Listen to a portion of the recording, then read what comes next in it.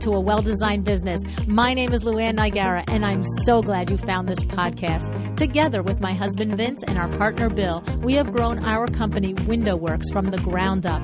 So I know and I understand the challenges you face in running your interior design business. I also know that your talent alone isn't enough to ensure your success. So on this podcast, we talk about strategies and practical steps to help you grow your business. But make no mistake about it, we have our share of fun here too, mixed in with those aha moments that I love so much. This isn't fluff. Nobody has time for that. Whether you are a new interior designer or a seasoned designer, I am here to help you create and to manage the kind of interior design firm that you dream of. It's straight talk and it's action. Are you ready? Let's get started. Hi, welcome to A Well-Designed Business. Peggy Morgans is with me today. Peggy is the owner of Parkway Window Works. Complete coincidence on the name, by the way. Parkway Window Works is an award-winning custom drapery workroom serving the trade, you, interior designers in the greater Rochester and upstate New York area. Parkway Window Works started as a home-based solo operation 20 years ago and was built on Peggy's background as a former chemical engineer and MBA. And read into that, highly organized, okay? Now, today, Peggy is leading a team of 8, and her business is located in 2,700 square feet of commercial space that includes a designer consultation space and a state-of-the-art workroom. Parkway Window Works offers design professionals, you, a one-stop shop with unparalleled technical expertise and hassle-free process that takes care of everything having to do with window treatments for your clients from measure to installation and everything in between. Peggy is one of my chairman of the board coaching clients, and during the last 2 years we've worked together, she has become a terrific friend of mine. When we started, Peggy's business was already a noteworthy, high-quality business, and now she has taken it to an entirely new level. A level that you will hear from Peggy is exciting, challenging, and now filled with possibilities that she had not previously imagined for herself. The big takeaway to listen for, how she went from doing it all herself to being the CEO. All right? I can't wait for you to get to know Peggy and hear how she's come so far in just a couple of years.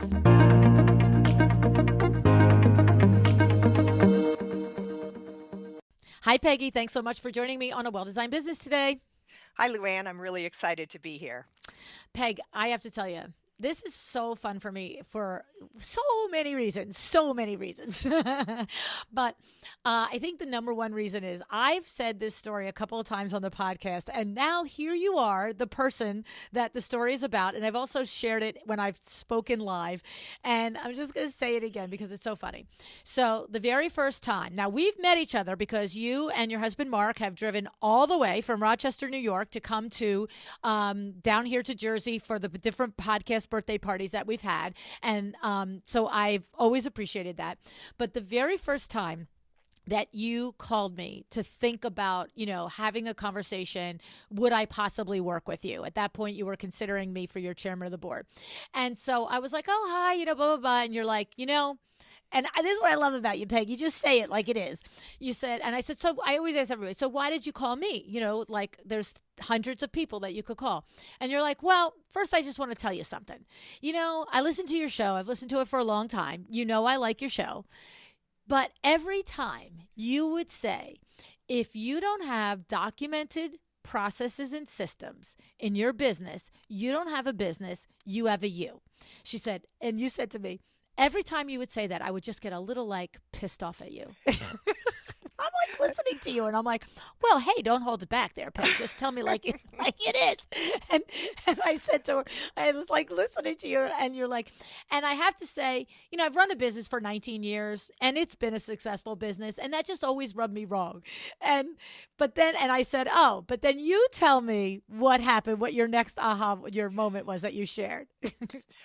Well, yes, really the reason I was even having the conversation with you is I had turned 60 years old, and I was thinking about the end game and wanted to know if it would be possible to get my business in a position where I could sell it in the next 5 years. And that's what I was looking to you for help with. And that's when it hit me that you're not selling it if it's just a you. Well, right, because you did, and you were running a successful, profitable business. I But was, the and I felt right, good about it. But yes, right, but it is a you. It was a you.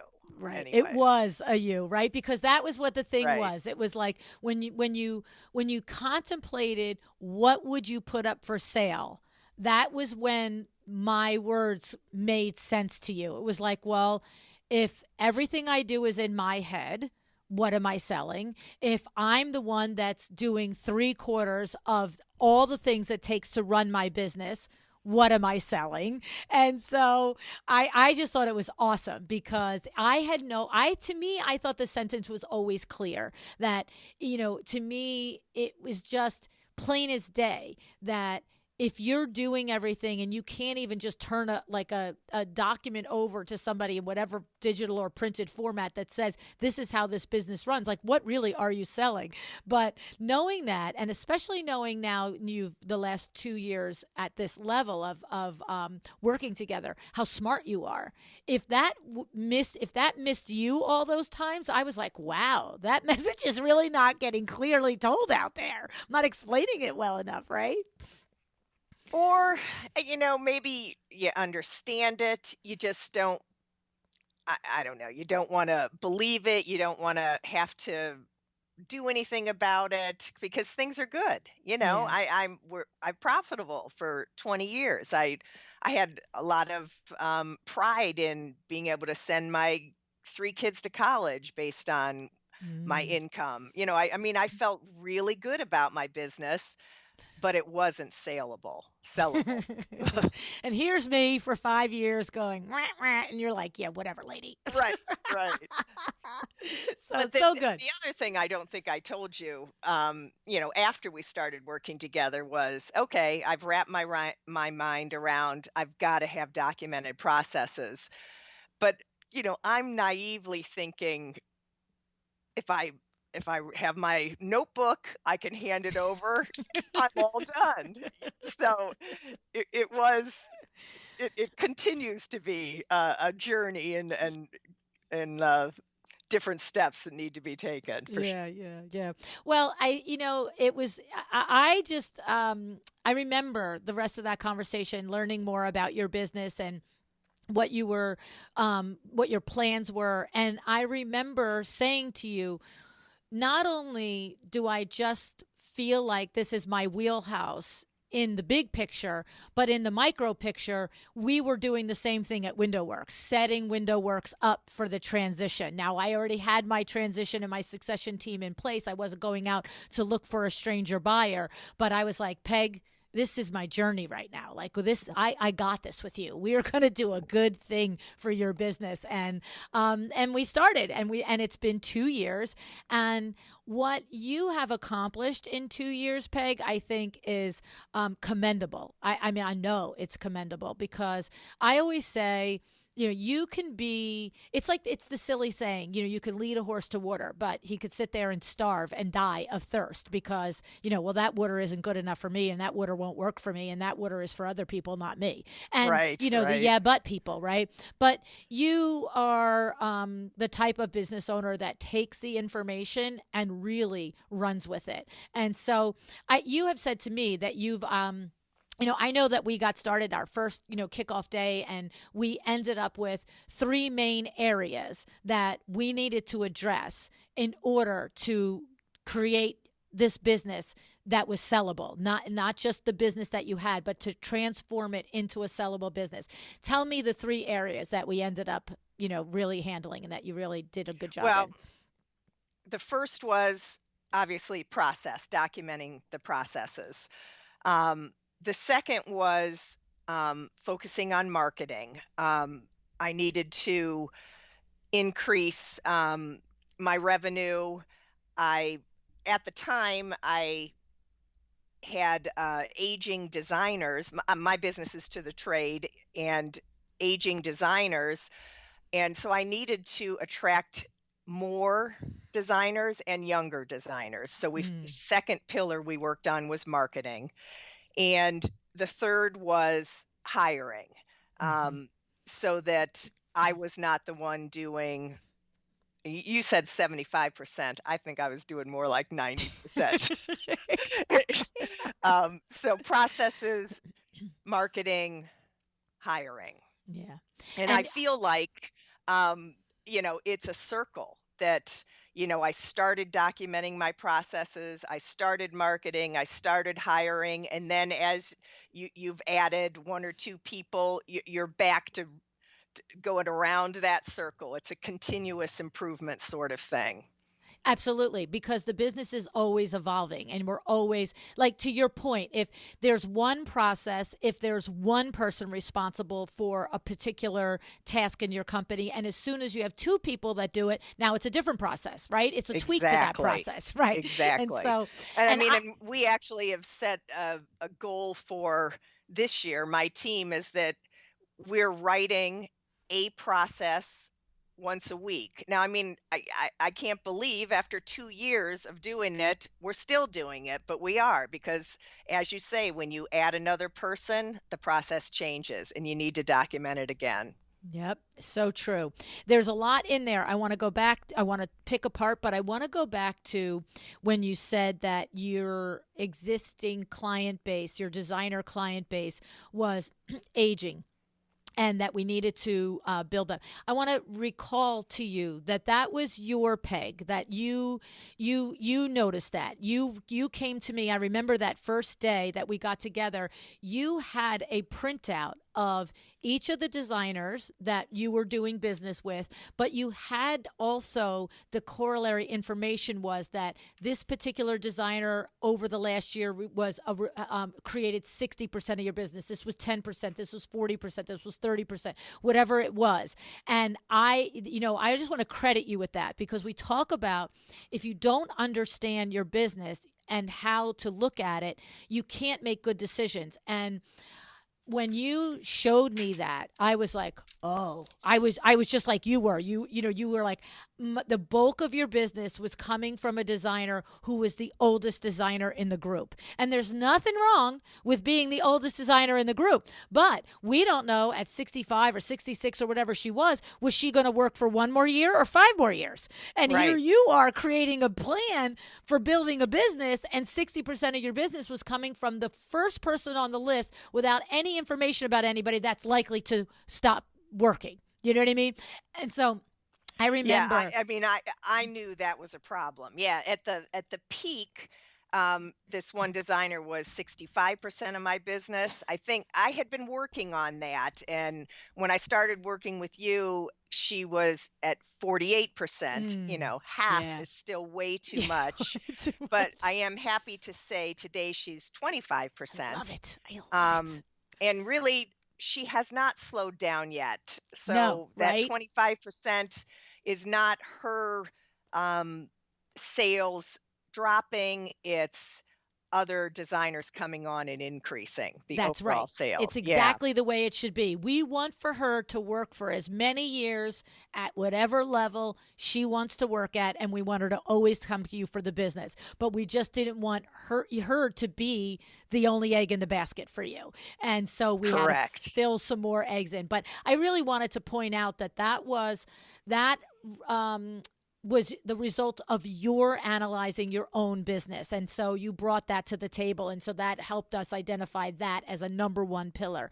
And then, the other thing about hiring the people to replace you, that was to me when I was talking to you that first time and we were like, getting the business model. And I thought to myself, this is like this being, just me or just Vinny at Window Works. It's like, if I turn this over to somebody, how do they do it without me here? Like, if I sell this thing, I want to go. I want to leave. Right, right. So, and it's true. The whole thing goes in circles. And I remember when we had the conversation about documenting the processes, that was like, well, okay, let's start there, because that's something that you can leave this meeting and go do. And you had if I, I don't remember your emotional reaction to it, but I think just the non-emotional reaction to it was the aha of, oh, like document it like that, like all the way to that level. And I remember feeling and looking at you and sort of thinking, yeah, now I think it really is weighing on her how much work this is going to be. And then we had to just develop that plan of like, just have a goal of every week you do something on it because the year is going to pass, right? Did I read that right? That it was sort of Absolutely. overwhelming? And it was, I was not worried about documenting the administrative stuff, my how my quoting process and my invoicing process and ordering and receiving that. I felt like, yep, I can put those steps on paper. But the fabrication process is what Mm, really hit me because, um, our fabrication is special. mm-hmm. We're not run of the mill. We pride ourselves on the differences in our fabrication. It's a true differentiator for our business. And when I say custom, I can and I think, well, how do I document making a panel? And I go, well, what if this or what if that or what if I just it was down the rabbit hole of there are so many things that could make me tweak it, whether it's the designer's specifications, the fabric itself, the lining combo, who knows? It was just a what if in my face, and how do I go about that? Um, and I will say, I struggled. I started it, but in taking Vita's class on scaling your business, Oh, at something Lou she University. said, Mm-hmm. yes, at LuAnn University, she said, was big on the 80/20 rule. And Yeah. if your process covers 80% of the time, let the other 20% go. Right. And applying that to the fabrication processes really made a difference for me. And it is so true in everything, right? Because It is. even and it's so true in like even little processes that aren't as complicated as your fabrication processes, because there's always a, well, what if this? But you still have to teach everybody that works for you the ideal, right? Yep. And you have to, and hopefully we all are hiring smart thinking people that they can recognize when I think this isn't in that normal 80%. I think this is when I got to walk over here from this table making this Roman shade and say to Peggy, what do I do here? Right? Right. Like, What and that if was, we did this? Yeah. yes. Yeah. Hmm. Because what happened was once we got to that 80% in the fabrication, we're talking about valances, cornices, dust ruffles, pillows, Roman shades, draperies, ripple folds, French pleats, Europe pleats. Like there's dozens of products that you're capable of producing. And I remember saying to you, but isn't there a way that you do most of the hems, the side hems, the bottom hems, the side returns on Roman shades? And you started to go, oh yeah, there is, And so I'm like, There that's is. where we go. That's where we go. When we have a new seamstress that comes in, it's like, this is how we do it. If you don't think it's going to work because of this piece of fabric or because of that or because of the instruction, then you put your hand up and you ask me, right? And that goes to That's right. Vita's 80/20 rule, which I totally love. So, Absolutely. yeah, and so that was a very arduous process. And literally, listening to this, think about the number of window treatments there are and to take the time to document the way each one is done 80% of the time so that you, Peggy, could go and hire another seamstress who had skills. But remember what I used to say to you? At Window Works, we do it the Window Works way, right? So I said, Right. when you go to hire a seamstress, she can come with 20 years experience and you don't care how she did it where she was. And she needs to understand that, or he needs to understand. I don't care how you did it. This is the Parkway Window Works way. This is the way I do it. Here's the book. Follow it, right? Because your Right. company is special and your company does have fabrication ideals. But when you were doing 90% of the fabrication, they were in your head. Nobody knew what was it that made them so special, right? That's right. Yeah. Yeah. Yeah, yeah. And so talk to us about what was the size of your team when we started 2 years ago, and what is the size of your team now and their roles? 2 years ago, it was me and a part-time seamstress. And today, I have 5 people sewing. I have an admin person and a salesperson. It's So, incredible. Incredible. Absolutely incredible. And the seamstresses started to come along first, if I recall. I don't think the admin was first. I think you got another one or two seamstresses, right? Pretty um, much that. well, the the admin came on in 2019. Oh, I mean, okay. in 2020. Oh, right away. Okay. Yeah.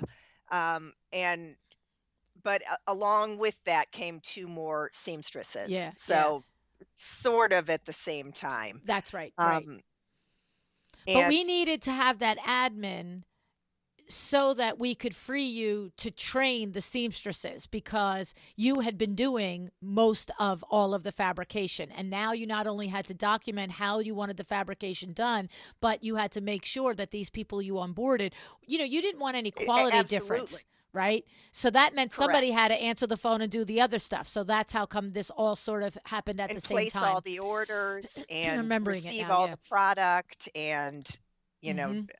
all of, yeah, the administrative stuff around the shop. Yeah. I remember about, I don't know. I don't know. I don't remember what point it was, if it was during the first year or during the second year. I remember thinking, we built this thing up so much now. You'll probably go another 10 years. You probably don't want to sell the darn thing anymore, because you really have put so many people in place that the light is at the end of the tunnel, where you are actually going to be able to be that owner that you were targeting to sell it to, the owner that is out of the business. I kept saying to you, Peggy, we want to make this business so that the person who buys it doesn't have to know anything about window treatments. If we can make this business something that a guy or a woman that ran a hair salon or ran a garage mechanic shop could come in, because they're like, there's the admin, there's the seamstresses, there's the salesperson, there's the installer. Like, I just have to manage this and make money. And now you're practically almost in that role. I'm still working to get in Yeah, I that know, role, but but the yeah, light that is is the there. goal. That is absolutely goal. And Mark, my husband, he retired in November, and he actually has come on and is doing the admin role right Yeah, now. yeah. Um, but he does not want to work for another 10 years. So the only way I can keep doing that is if I am in a position where I can be the owner 100% and the other people are doing the day to day. So Yeah, that is the goal for yeah. sure. Because I'm not But sure 3 more years I'm ready to hang it up either. right now, all of a sudden it's fun and it's exciting, and you're not as chained to the sewing and the measuring and the quoting and all the things. And so you're doing a lot more creative CEO work, right? The CEO work that we talk about. And I just think that what I love about your evolution is that you are going to be in the catbird seat. You have another year or two. You're going to keep doing all the things that you've been doing. But when it finally gets to that 5-year mark that we were shooting for, you were either going to be able to sell it like your goal was, or you will be able to be that owner manager instead of owner operator. And your business will hum, and you will be able to go in and be there 20-25 hours a week, and take 5, 6, 8, 10 weeks vacation a year, but still have an income. So what I love about it is you're going to be in a position to either have the income from selling it outright, or have the income by keep having the business give you an income while you reduce your hours and your time in it, right? That's what I'm visualizing. Yeah, yeah. Yes. Mhm. I love it. So tell me what else. Are there some of the observations or some of the lessons that maybe you want to share, with anybody out there that's thinking, okay, yeah, I'm interested in setting my business up for a successful, profitable sale in 5 years, 10 years, 20. Um, well, I mean, let's talk about the second pillar, the marketing. Mm, And as with everything else, I was doing all that marketing myself. And it really wasn't very much. I have done lunch and learns for our designer clients, and I had been on Instagram 6 months, 9 months, not very long, and I mm-hmm. was doing all the Instagram posting. Um, so I also got some help in that area too. I hired somebody to for Instagram.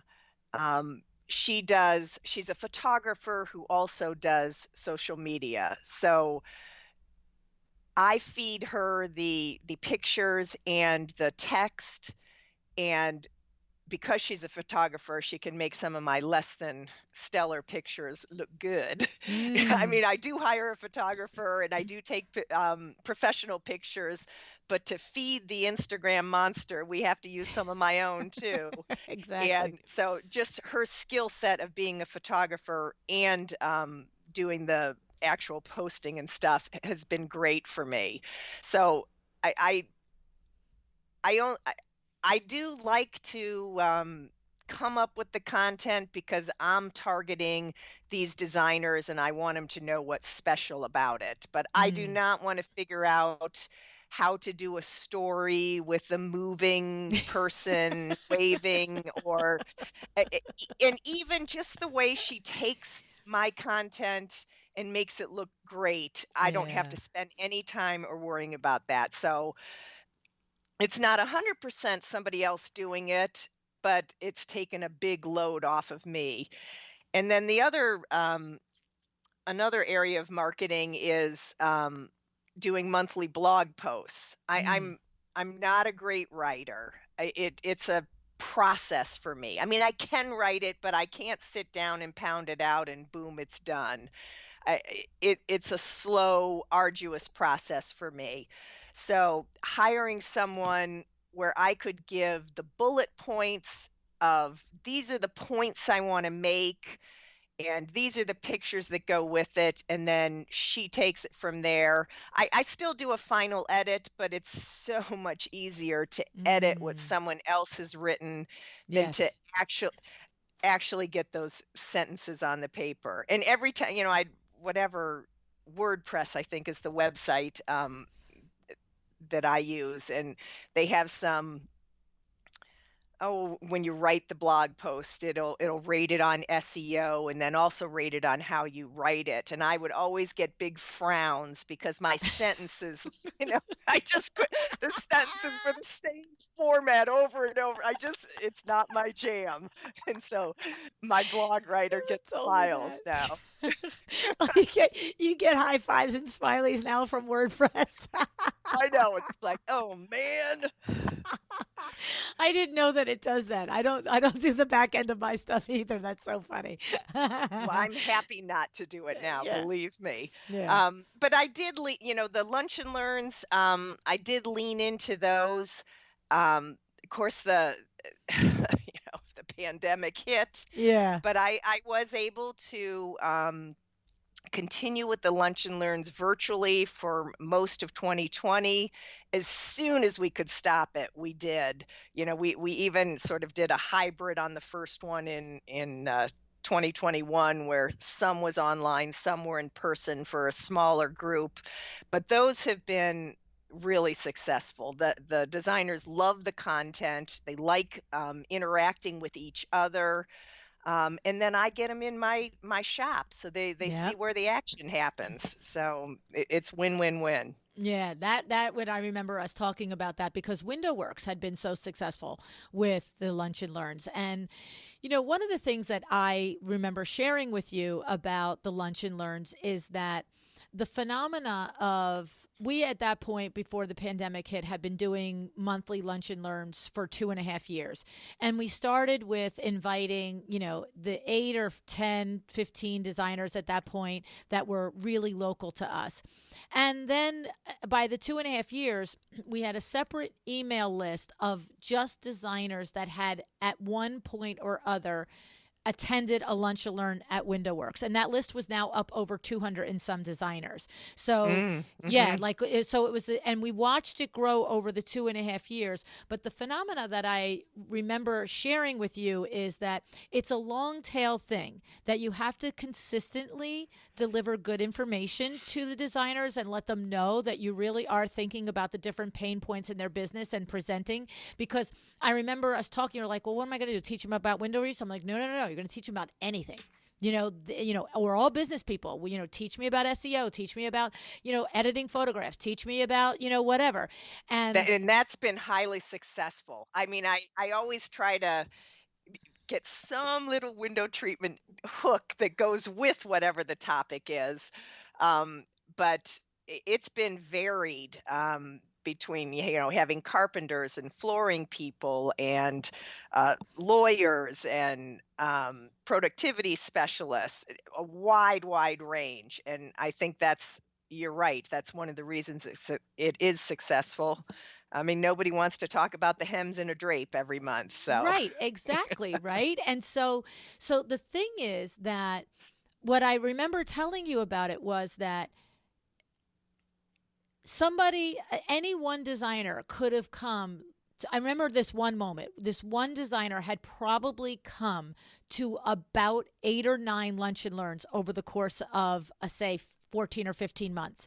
And at this one lunch and learn, when things were wrapping up and people were saying goodbye, the designer came over and said to me, so what is it like to work with Window Works? Like, how does it work if I were to have my window treatments done by you?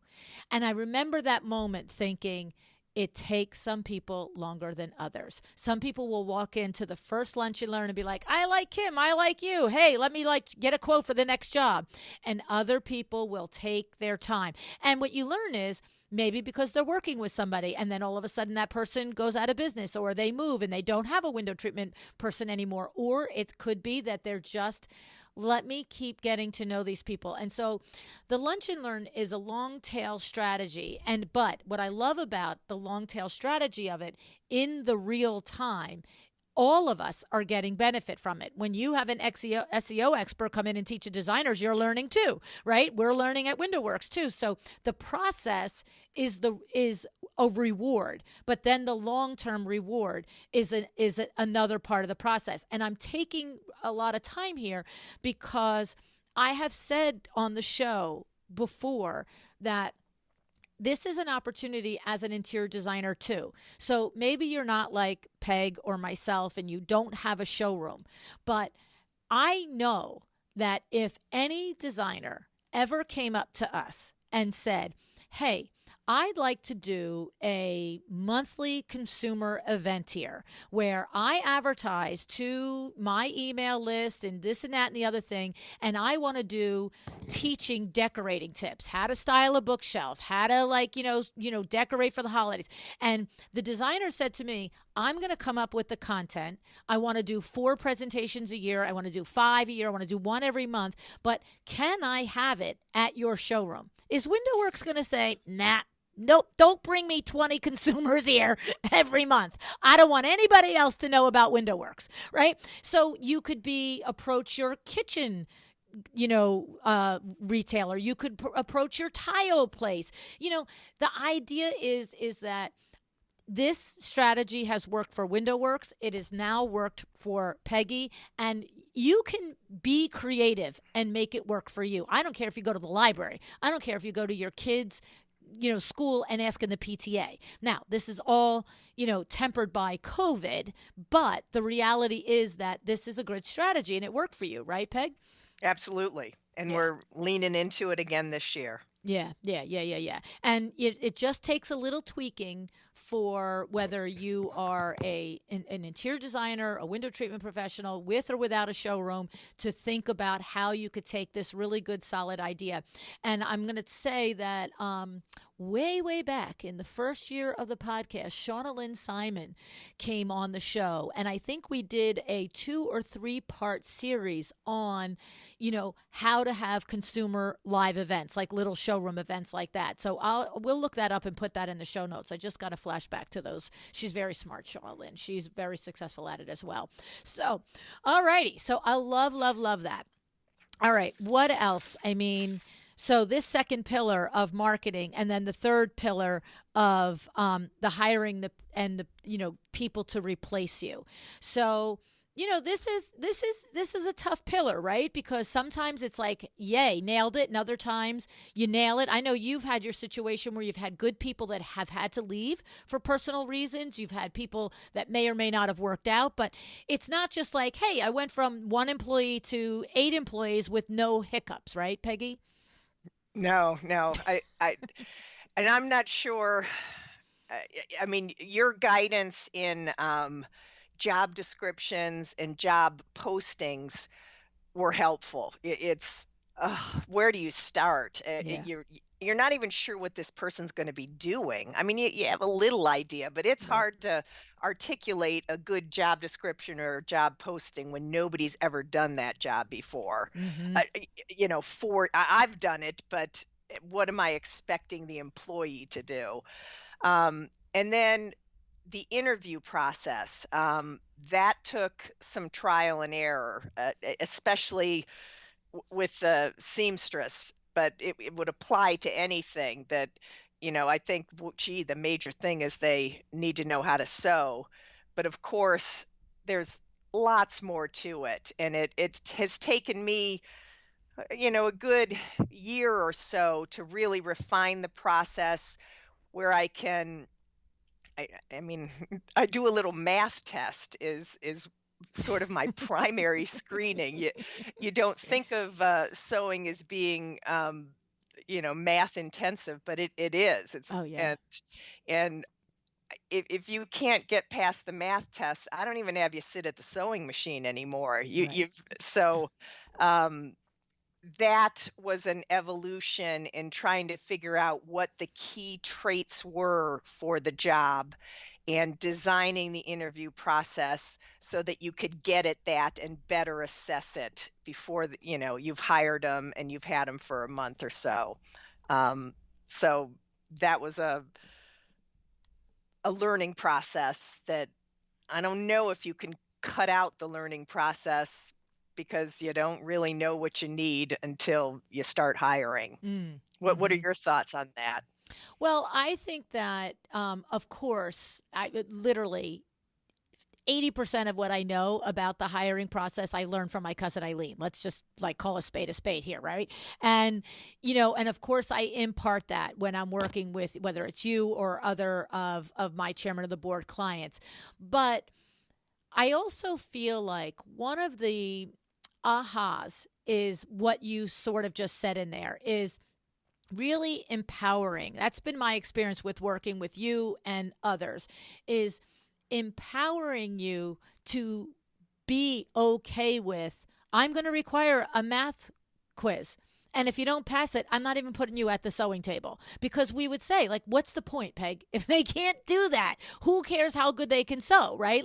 And so it's like that little of what I find when I work with various of our colleagues, when it comes to the hiring process, people will keep wanting to give the benefit of the doubt. When I say people, business owners.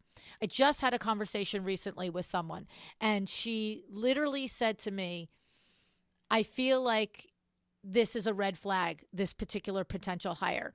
And I'm like, why? And she said, look, all the skills, all the background for all the things I want to do. But, the position I'm hiring for her is basically, this is a senior, this is a designer with a big firm, a multi-million-dollar firm, and she wants a senior person to trail her, to be with her all day. So she's on a client meeting, take all the notes. The client meeting is over, follow up with what the deliverables, that what do I have to do? What does the client have to do? What do you have to do? Like, basically be a high level executive assistant, right? And Mm-hmm. so as she's talking to me, and she's like, great personality, well presents herself, educated, speaks well, has experience in the industry. And I'm like, so what is the but coming? And she said, well, it was just interesting because she often interrupted me during the interview process. And I said, well, and then we're going to expect this person to be the silent ninja when we're with the client? And she said, because that's what we call it at Window Works. When we have an assistant, when Kim was my assistant, it's silent ninja. Now we have Danielle, and she's Kim's assistant. And that means you are there to serve me, help me serve this client. You are not there to chit chat with me. You're not there to ask the client about, their dog. You're not there to ask me, why did I measure this way? Just take the notes, right? And so I said to her, so we want a silent ninja, but there's nothing silent about her. She goes, she's very talkative. And she kept interrupting me. And I was like, stop. She goes, oh, so I shouldn't do a second interview? And I'm like, no. This person is an amazing person, but not for this role. This person might be a senior project manager that runs her own project. Like, there's nothing wrong with this personality, but this personality doesn't align with what you want. And I feel like that's a lot of the conversation that I have when I'm working with you guys, is helping you see really the personality that you want, and not feeling bad that the nice person that you met and interviewed isn't that person, right? That's right. Yeah. That's right. Yeah. Yeah. It's like, there's no hard feelings. It's just not the right fit. Like, stop. And I have to tell you, the end of that story, when I talked to her 2 weeks later, she did the second interview with the person, and literally did a second interview and let her shadow her. And that person did exactly what we expected to do. And I said, so now what? She's like, so I should stop the process. And I'm like, oh, sweet Jesus. Yes, you should. You should. Yeah. Unless you're going to hire her to run her own projects. Yes, you should. Right. And so it's hard, though. And that's what I feel like it is. Part of what my role there is empowering you to listen to your own inner voice. Every one of you, every one of us, we have those gut reactions, and our brain says, and I know this because I did it. I did it too for many years at Window Works. Like, oh, blah, blah, blah, blah, blah, but this part isn't going to fit, but it'll be fine. And it never is fine, because you're trying to fit a square peg into a round hole. You know what I mean? So, but Absolutely. yeah. I think we all need, that constant reminder and assurance that the red flags are really our inner goddess voice talking to us. And stop telling her to shut up. You know what I mean? Like, what is she saying? So anyway, so that's, I love that you have gone through that process. And by the way, it's a work in process, interviewing and hiring, and really trying to hone in on what's important and what the job and the description and the roles are, right, Peggy? That's also a thing that's ever evolving and we're getting better at, right? Absolutely. I mean, just my role as being the manager, and it doesn't end at hiring and finding the right person. That's something on my goal list for this year, is to keep improving that sort of the process from my end, the managing daily, weekly, monthly. What are those steps for me? Yeah, no, it is. It's setting up the accountability for the team and having it clear, having it be something that, is objective as opposed to subjective, right? And that's where the job descriptions are so, so important, because, we sit there, and I know that we've talked about how once we have the job description, then 30 days in, especially with seamstresses, because their output is literally the actual, manifestation, the actual fabrication of your reputation. It's like, there it is, living proof. It's either beautiful or it's not. And if it's not like, hey, let me just get $1,000 worth of fabric and do this over again. So for you, I know that we were constantly talking about have multiple check, like at 30 days and at 60 days, and have these reviews and have the job description in front of you. Are you, hitting these objectives? Because if somebody. And it's being able to make it beautifully, but also being able to be productive in doing it. We need to be able to make money at making you need beautiful to make things. 10 beautiful things this week, not one. Exactly. So it's that coaching, balancing act of working with the people. Yeah. No, it's so true. And it's just a matter of the clarity, right? It's no different than with our clients, the designers, all the time we're saying to them, be very clear on the scope of the project with your clients, so that as soon as they creep over it and they want to add, like, talking about the foyer while you're supposed to be talking about the primary bedroom or something, you can say, hey, that's not really on this list. Remember, you want a contract for that? I'll give it to you. And it's the same when we manage our employees. If the job description is there and they are hired based on it and they've been talked to about it, and then the reviews always center on it, it's not you just saying, I don't know, I just don't feel like you're doing a good job. It's like, here's the 10 things you're supposed to do, and these 3 you're not doing a really good job at. Like, what do you feel like you're doing here, right? Like, are you feel like you're succeeding on these 3? Because I'm not seeing it, right? Of course, that's way inside voice. We don't run an an evaluation like that. But I love that. And you have become so good at that. You really have up-leveled your skills in that whole area of from seeking them to weeding them out to then interviewing to hiring and then to overseeing the training and the management of them. It's been great to watch you really own that whole process, Peggy. So, all right. What else? Are we missing any other tips here that you would say to somebody that's like, okay, I'm selling, I want to sell? Anything else, learning lessons there? I guess if we continue with the circle of process marketing, hiring, back to process, I would say as we've gotten bigger, we had to upgrade our systems to allow us to have a process that managed a bigger organization. So for us, that meant getting project management software. I mean, it was just me and on my own. I could do it with maybe a few reports from QuickBooks and a to-do list. It was manageable in my head, but as it gets bigger, you have to have better systems to allow you to manage. And that for us, that meant getting Airtable, which is a project management software, so that we at our fingertips we can answer a designer's question about, has this fabric come in? Have you ordered the hardware? When is it going to be fabricated? All the stages that they would want to know about their project. It's not in my head, and it's not on a sheet of paper with check marks on it.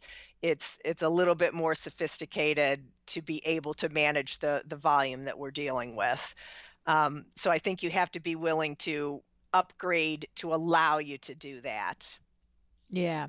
And I would have to say we really do have to say a lot of, huge thanks to Vita there, right? Absolutely. I mean, yeah, there were so many times during the course I'd be like, well, let me go ask Vita about that. And then, you taking Vita's class. I mean, that's her superpower there. And for her to have a window treatment workroom similar to yours, not exactly the same model, but very similar, and you to be able to, just see the way. I remember in the beginning, you're like, I don't really know that I want to be that transparent, right? Like, that's scary. And now, we do work with you, and here comes the email every Tuesday. LuAnn, your drape is here, you're thising that, you're this is that. And I'm like, okay, Peg, you got it. Yeah. And I mean, it really was Vita so openly sharing her system.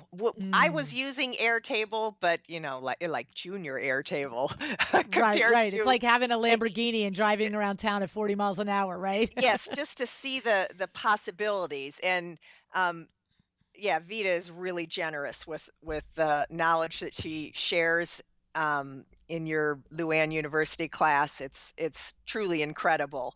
But we didn't take Vitas exactly. We took it opens your eyes to the possibility, and then you can apply that tool to your situation. So it isn't like you have to be a clone Mm-hmm. of what you're seeing in front of you. It just opens your eyes to the possibility. And then really the other big systems change for me was moving to QuickBooks Online. Mm. I took Peter's class, I think last year. Yeah. Um, 2020. Yep. 2020, and I'd always done QuickBooks Desktop. I could do it myself, and I mean, between you and me, I thought I was so smart to be able to do my own QuickBooks. Well, you are, by Well, the way. no, but in the scheme of things, I don't want to be inputting each Right. transaction, and That's the key. that's not a smart use of time, certainly Right. as you move more into the CEO role.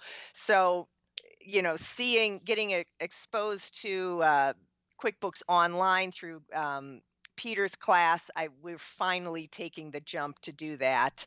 And I'm hiring a bookkeeper. We're just in the process of transitioning over to the bookkeeper, Mm. um, so that I'm looking more at the bigger picture and not inputting every bracket that we buy. I love it.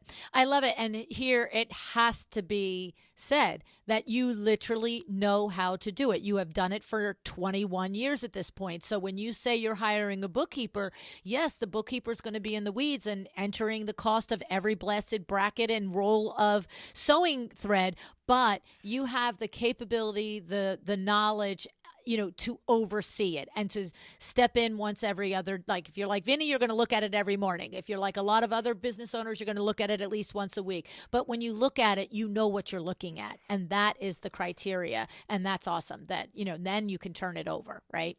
Yeah, and it's just been a mind shift to me that looking at it is what I should be doing, Mm. and I'm moving that direction.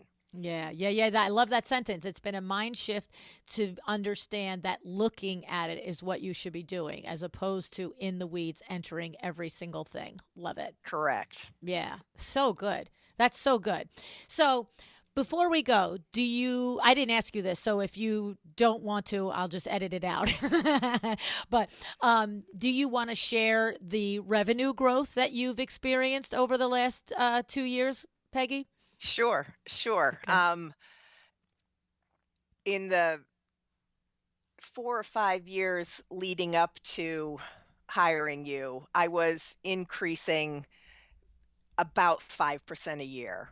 So I was growing, but Mm-hmm. just at about 5%. Um, I've doubled revenue in the last 2 years. So we are twice as big as I was when I started. So yeah, it's been a big increase, and with all the changes, we're able to manage it. That's the part that I love, you know, um, that you're able to manage it. And the thing is, to some extent, let's be serious. LuAnn wants to say, "Yay, LuAnn, pat herself on the back," but it's been COVID. Let's be serious. The home decor industry has been on fire. But what I know is that looking back with this, I first of all, I know that you've created the business. We know. We look at your designer list. You created it. You did it. You brought them in. Through your social media, through your blog writing, through the lunch and learns and everything. So there's that. But add what you did to create it with what is just a byproduct of of COVID. What I know is if you hadn't been doing this work, you would have been overwhelmed and probably at risk of losing your reputation because you wouldn't have been able to manage it. You wouldn't have had the team in place. You would have been exhausted, tired. I mean, do you agree 100%? Oh, yeah, couldn't have Yeah, done it, would have been without horrible. the team. Yeah. I think we would have just had to turn business down. We Yeah. would not have been able to do it. Yeah, And think about that. On one hand, trying to, change the demographic of the designers coming to you and then turning business down. Like you would have killed it. It would have been like, I'm sorry, you can't call me now 2 years later and say, now I'm ready. Right. right, And right. so I know that there's doubling your revenue is a byproduct of all of the things, but I'm so glad that you were doing all of this and that we had, this opportunity to work together at the right time because it sets you up to handle it. It So, did, absolutely. yeah, yeah. So good. So good. And honestly, I started it by saying this and I'm going to end it by saying it. You literally did the work. And anybody who's ever had a conversation with me about the chairman of the board, I'll tell you all day long what you're supposed to do, but I'm not going to sit there next to you and do it. I'm not going to sit there and say, okay, open the book. Let's create a process. No, it's not me. I see what needs to happen. We have good long conversations about what your goals are and what your superpowers are and what we're going to ask you to do and what we're going to ask you to hire out to do. But I see you a month later. Did you do it? That's my role. And so you do the work, Peggy. And I've always admired that. Throughout this 2-year relationship that we've had, just really saying, wow, okay, she showed up and it's all done again. Yay. You know what I mean? So congratulations Well, to I you for appreciate taking that. it seriously. Yeah. I Yeah. will say there were a few months where I'm like, "Oh my god, I've gotta get on the phone with LuAnn." But, yeah, it does keep you accountable, and, I don't wanna get on that phone and say, "No, I haven't done it." So, Well, see, yeah. that's the thing, I mean, and that is one of the big parts of any coaching relationship is, if it just makes you face the music and you do things. And so people that are not motivated to improve themselves, their business, whatever, don't usually reach out for coaching. And so you're not really gonna, and I know I have the conversation and I say it all the time. It's like, I'm not working with a yeah but person. There's no way. I want us to all be successful, but you still, that little, all of us, the most achievers in all of us, that accountability is a part. Like I have a meeting every month with Nicole Heimer.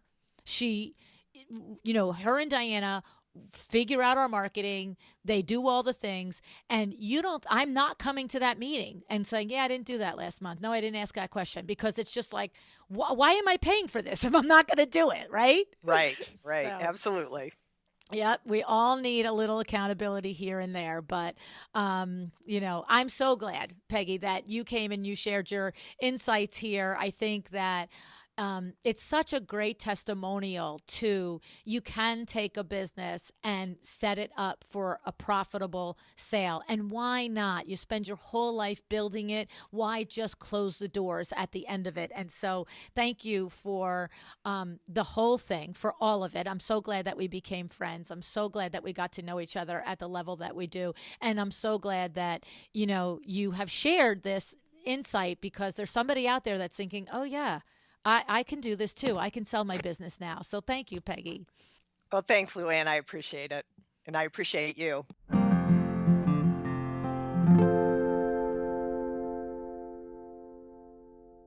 Doubled her revenue and well on her way to being sellable ready in just 2 years. That's Peggy. She has always had the drive. She built a very successful window treatment business all on her own. Now, all she's done is shifted her attention, set a new goal, and used that same drive to push her business to the next level and to make it work for her in the years to come. Peggy is the ideal coaching client. Hint, hint. I don't work with anyone that I don't think is my ideal client, right? Just like I encourage you to say no to the clients that you know you shouldn't take on, I do the same. I want to work with people like Peggy, people who show up, listen, ask good questions, people who make me think too, and are open to new ideas and are willing to put in the work to get to where they want to be. Peggy is that lady. And I love thinking back how it irritated her when I would say on the show, if you don't have duplicatable, documented processes, you don't have a business, you have a you. We laugh about it now, right? It's up to you to decide what you want for your business. Are you happy having a business that will retire when you do? right? That's possible. I've talked to people who are fine with it. Or are you someone that wants your business to continue to make you money long after you stop being the one doing all the work? For Peggy, we decided at our first meeting, in order to reach her goal of making her business sellable, we needed to work on 3 things: process documentation, marketing, and hiring. None of these three things were easy either. Some parts of the documentation process were simple enough, but the parts that were unique to her business, just like the ones that are unique to your business, and Peggy's high standards, like I'm sure you have for yours, those were more difficult, right? And instead of struggling through it all by herself, Peggy reached out and found an expert to help her, right? She took Vita's class in LuAnn University, Scale Your Window Treatment Business to Your First $1 Million Year, and she learned how to streamline complex custom processes, and she learned to apply the 80-20 rule that we talked about, right? And when she determined that she had to upgrade her tech to allow her to meet her goal, she took Vita's advice to use Airtable for project management, right? She also transitioned to QuickBooks Online, and she took Peter Lang's class at LuAnn University, Online Bookkeeping 201, to just see what there was to see about managing the money. Okay. Peggy is a great manager of money, has always been a great manager of money, but it was like, what is it? Is there anything there that I don't know? Right.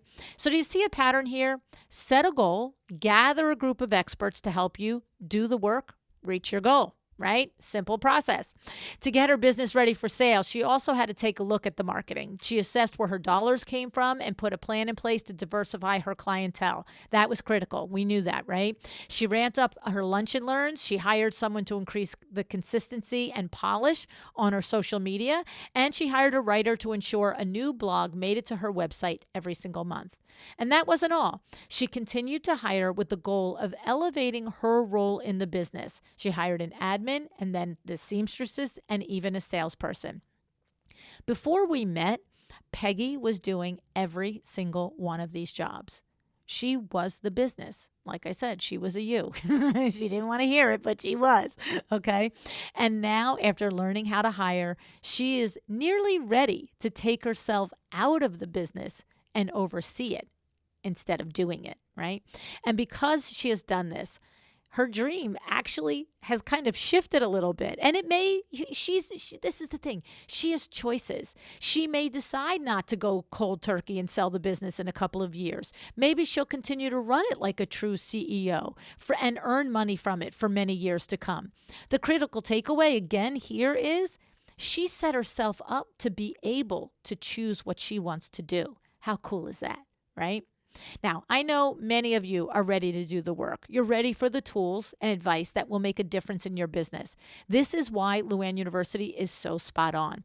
When you have a gap, you take the 6-week live taught class. Okay, so these are not downloads. These are not downloads that you put in your computer and you look at it for 10 minutes and you never look at it again. No, live instruction where you collaborate with the instructor and your peers in order to up-level your business acumen, okay?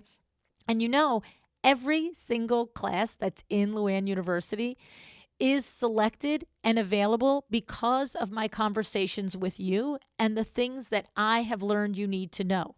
Right? So when I'm speaking with Peggy 2 years ago and she needed this and needed that, then I reach out to Vita. Do you want to teach a class on this? Because I see the big vision, but I'm not going to get in the weeds with you and do that week to week, day to day. And by the way, I'm not the best person to do that. That's why I look out to my community here, our community of all of the people that we've talked to on the show and say, you know, you're really great at this. Would you teach it to the rest of us? Okay. So the spring semester of LuAnn University kicks off with early bird registration March 22nd, 2022. And so go to luannuniversity.com, see if there's something there that we're teaching that meets and fills a gap that you've been struggling with in your business. Okay. Both Peter and Vita are going to be offering their classes again, among the others. Okay. Go to luannuniversity.com to learn more. And also, I would just say, if you like the idea of doing lunch and learns, okay, so Peggy and I at Window Works, we do them to you, trade facing. But I have said to you, this is a very viable way to cultivate a relationship, right? This is what we always talk about. It starts with a relationship. We've had designers that came to Lunch and Learns at Window Works for, 8, 10, 12 months before they ever said, by the way, how does it work if I wanted to have Window Works do my window treatments? You must build the relationship and build the trust first. But you can do it as an interior designer. I've said it over and over again. If any one of the designers that Window Works does their window treatments on a regular basis ever came to us and said, do you mind if I had decorating workshops here, say once a month for consumers, that I would go, I would invite them, I would, provide the lunch and learn, but you provide the space because you have this beautiful big space that everybody could fit in? The answer would be yes, ma'am. Yes, sir. It would. Why would I not? Because if that designer is going to get a new client and they're going to need window treatments, he or she is going to bring that client right back to me. So whether it's your tile place, it's your kitchen cabinet place, it's your window treatment place, the idea is, if you want more information on this, back in episodes number 84 and 102, all the way back to the first year, Shauna Lynn Simon talked about this, how she would do community events. So you might get some more ideas if your wheels are turning on this, okay? All righty. Well, I have to just say, Peggy, thank you so much. These last 2 years together have been outstanding. I've enjoyed every minute. I think I've learned as much from you as you think you've learned from me. And I'm so grateful that you came into my life, and that we'll always be connected. And I'm really grateful for you taking your time to share your expertise and your aha moments with our community here. And thank you, everybody, for showing up. I do appreciate that you do. And I hope that you take this information and that you decide to be excellent. Thank you so much for joining me again today. This podcast is a production of Window Works, your resource for custom window treatments and awnings. To learn how we can help you on your next interior design project, go to www.windowworks-nj.com. And if you're interested in working with me on your business, either through masterminds or one-on-one coaching, or you want to know how to get my book, The Making of a Well-Designed Business, or you just want to know what's going on in the podcast land and where I'm going to be, all of that is found at LuAnnNigara.com. Thank you so much. Have an excellent day.